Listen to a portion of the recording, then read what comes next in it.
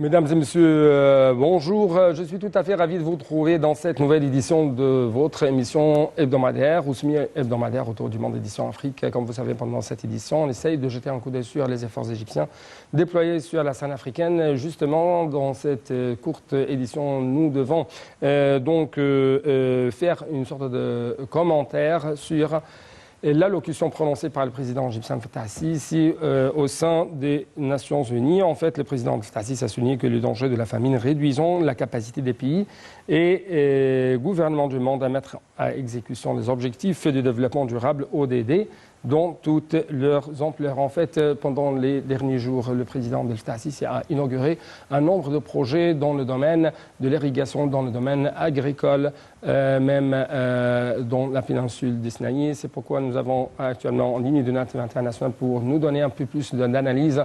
Dr Passan Fahmi, notre analyste économique, membre très éminent, ex-membre très éminent dans la commission économique du Parlement égyptien. Dr Passan Fahmi, bonjour.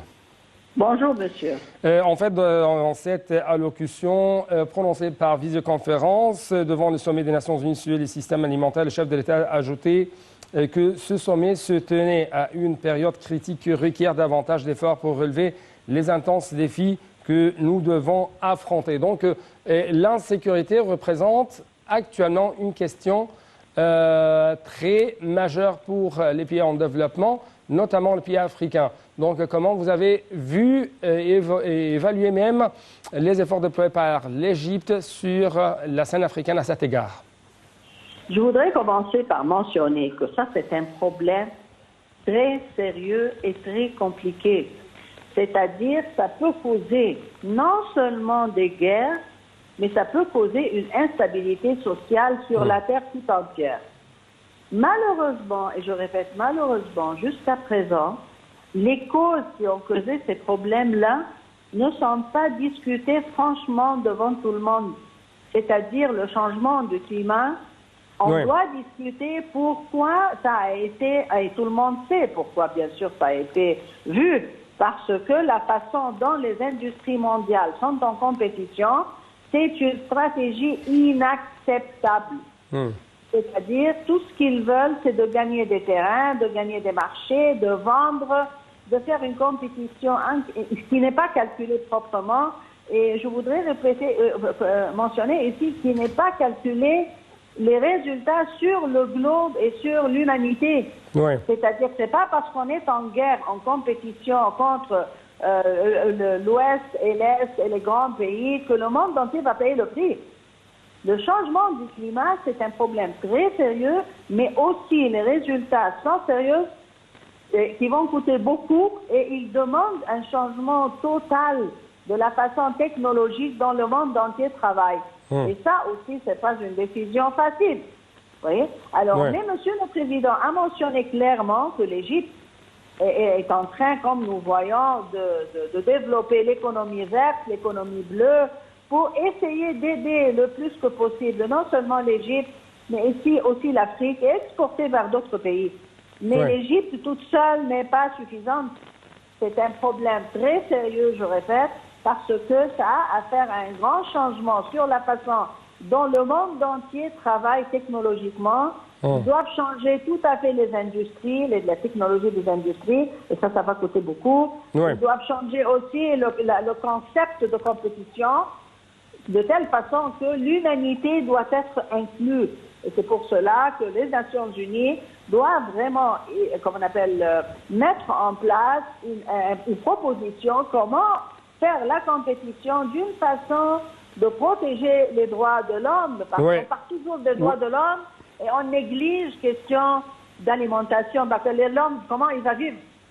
En fait, selon le président Abdel Fattah al-Sisi, ce sommet des systèmes alimentaires représente une importante occasion pour renforcer la coopération internationale, mobiliser en même temps le financement nécessaire en vue de faire face aux défis liés à la sécurité alimentaire.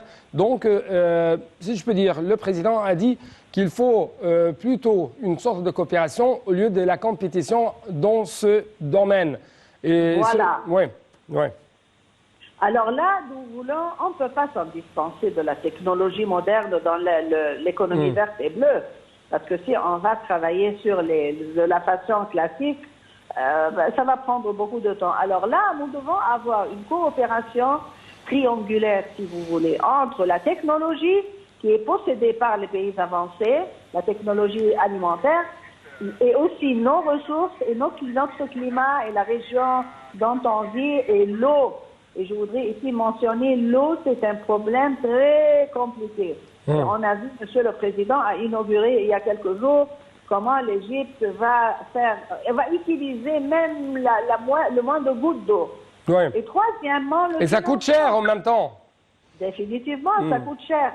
Et je répète, ceux qui ont créé le problème, ce sont eux qui doivent payer le coût. Alors là, nous devons avoir une coopération entre les pays avancés et la technologie avancée pour l'utilisation de l'eau et l'agriculture aussi, l'agriculture moderne.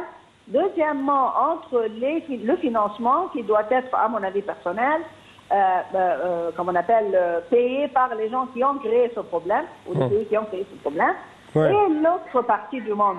Notre partie du monde a un climat très agréable, on peut développer l'économie verte et bleue facilement pour résoudre les problèmes qui ont été vus à cause du changement du climat, qui a été causé, je répète, par les grandes nations qui sont en compétition inacceptable, je le répète, et qui ont causé ce grand problème.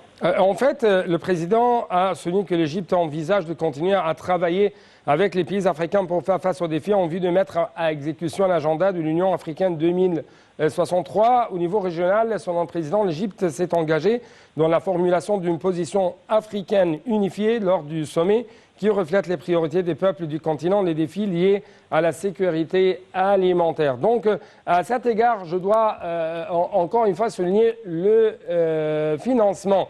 À maintes reprises, le président, au nom de l'Égypte, a appelé la communauté internationale à financer bien sûr la lutte contre la pauvreté, le changement climatique, la lutte pour la réalisation de développement, de développement au sein du continent africain, et tout ça à travers, encore une fois, les financements présentés de la part des pays développés qui doivent être responsables, comme vous venez de dire, de leur, si je peux dire, faute.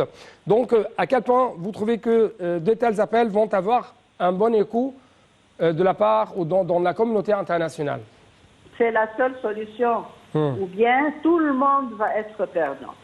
Tout le monde, et pas seulement les pays pauvres. Ça va vraiment attaquer le monde entier. Non seulement la pauvreté, mais les maladies. On ne peut pas stopper les maladies de voyager dans l'air. Vous voyez comment Covid a causé des problèmes sur le monde entier. Alors là, oui, la coopération de la technologie internationale, du financement, et nous devons avoir un niveau de financement un peu différent que les banques. Et troisièmement, de notre région, qui est une région facile à développer et à vraiment, comme on appelle, produire Docteur. Docteur, malheureusement, je n'ai plus de temps pour continuer avec vous la discussion de ce projet et de ce plutôt sujet très important. Et donc, permettez-moi de vous dire merci beaucoup pour de tels éclaircissements de votre part. Et donc, c'était tout pour cette édition, chers téléspectateurs. À la prochaine.